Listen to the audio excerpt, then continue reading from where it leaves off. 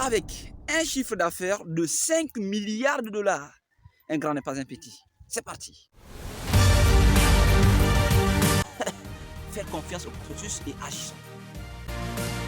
Alors, salut à tout le monde, bienvenue dans cette nouvelle vidéo qui est consacrée à l'essentiel, la quintessence de notre 32e ouvrage intitulé « L'éveil de votre puissance intérieure » de Tony Robbins.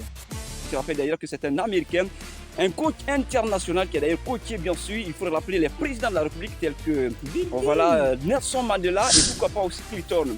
Eh bien, quand on parle également dans le côté de l'entrepreneuriat, il gère indirectement 30 et quelques entreprises, dont 12 de façon directe et avec un chiffre d'affaires bien sûr de 5 milliards de dollars. Allez-y, vous allez convertir bien sûr ça en francs guinéens, ça vous dira quelque chose. Donc essentiellement, qu'est-ce qu'on peut retenir bien sûr dans son best-seller, L'éveil de votre puissance intérieure?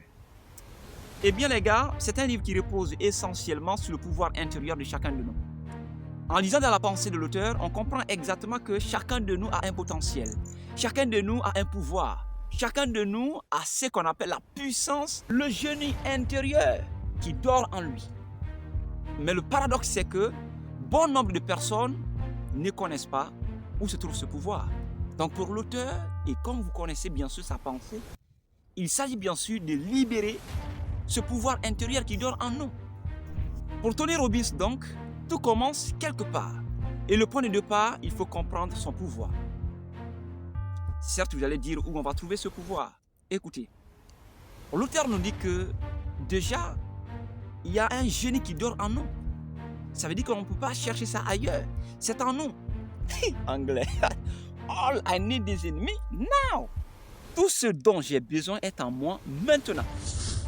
Mais le chemin faisant, il dit que pour trouver le chemin du pouvoir, c'est la décision. Il faut juste prendre alors une décision pour pouvoir le trouver. Tony Robbins nous fait comprendre que nos décisions déterminent notre destin. Nous pouvons tous créer un changement de façon progressive, tout en utilisant nos croyances, nos valeurs. Et en n'oubliant pas qu'il faut un plan qui favorise ce qu'on appelle le plaisir, le tokimeku. Oui, ce qui donne l'étincelle de joie. Et enfin, nous pouvons bien sûr obtenir ce que nous voulons. Alors c'est pratiquement donc terminé au compte de cette vidéo. Si elle vous a plu, n'hésitez pas bien sûr à la partager avec vos collègues parce que j'espère que c'est au travers de ces différentes vidéos qu'on va d'abord changer notre mindset et que nous allons devenir riches. Quant à moi, c'était Jumanigui Anthony. On se retrouve bien sûr la semaine prochaine au compte d'une autre vidéo, un autre numéro. Faire confiance au processus et agir.